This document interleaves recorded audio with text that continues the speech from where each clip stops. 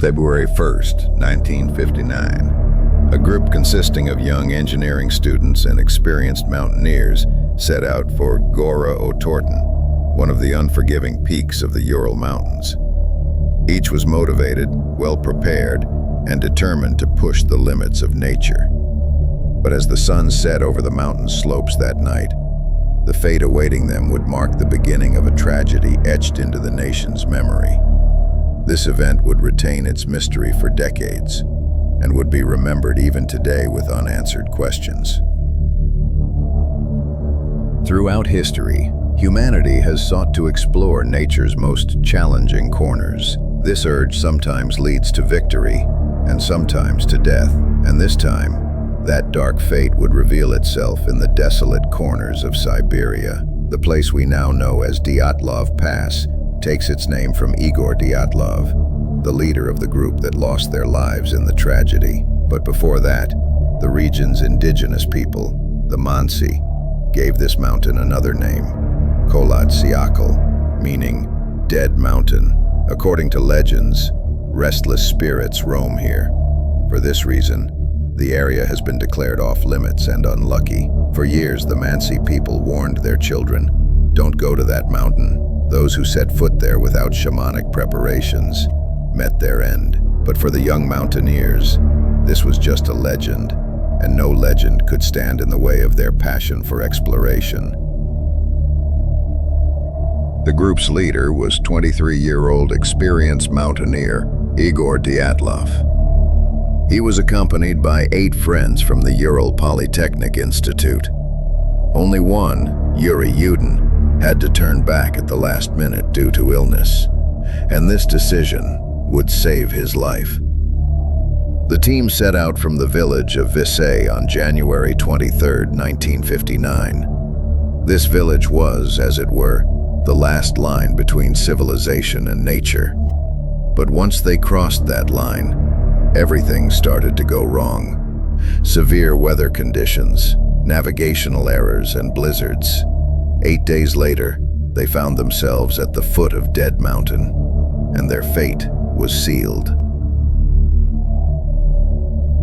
The remaining 4 bodies were found only 2 months later, in May, when the snow melted. And this time, the scene was even more horrific. Thibaut Brignol, skull crushed. Ludmila Dubanina, ribcage crushed, tongue missing. Zolotaryov, ribcage broken. Kolevatov, deep cuts on his neck. The autopsy report simply stated, trauma caused by an unknown force, and the case was quickly closed. But what was this unknown force? An avalanche? An animal? Or something else? Footprints led into the forest. The first 2 bodies, Yuri Doroshenko and Yuri Krivonoshenko, were found half naked next to the remains of a fire. A little further on were the bodies of Igor Dyatlov and Zinaida Kolmogorova. They had crawled towards the camp. Then Rustem Slobodin's body was found. His skull was fractured, but not fatally. All 5 bodies had died of hypothermia. But the questions remained. Why were they naked? Why did they leave their tent? And why did some try to return while others moved away? The reports were kept secret. No information was shared with families or the press. But this silence only deepened the mystery. When the Soviets weakened in the 1980s, the documents were reopened, and shocking details emerged. Some bodies showed signs of radiation. The crush injuries looked like they had been exposed to high pressure, and some had turned orange. This raised the possibility of a military experiment or a radioactive explosion. But the group's notes contained something even stranger.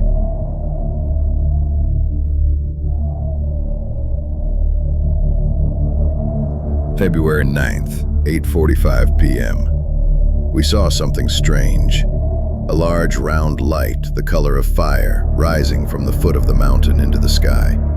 Not just one person, but several members wrote the same thing.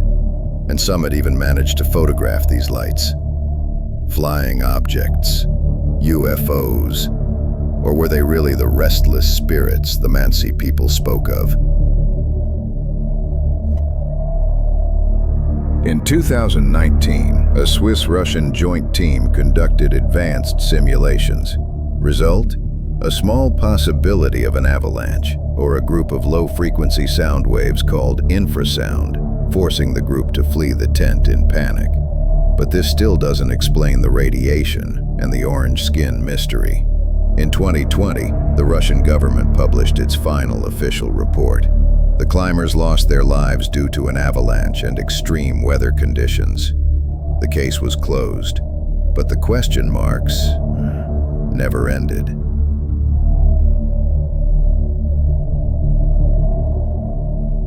So what do you think?